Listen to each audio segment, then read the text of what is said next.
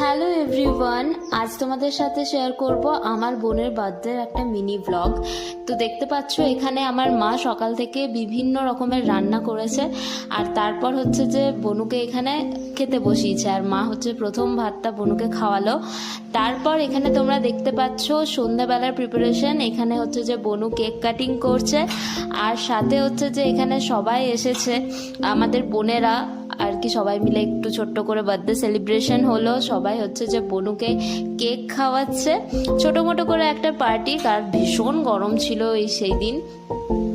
তো তারপর হচ্ছে যে কেক ফেক খাওয়ানোর পর মা রাতে একটা দারুণ আইটেম রান্না করেছিল। সিম্পল ছিল, চিকেন কষা, তার সাথে ফ্রাইড রাইস, দুর্দান্ত খেতে হয়েছিল, মানে বলার ভাষা নেই, এত ভালো হয়েছিল খেতে।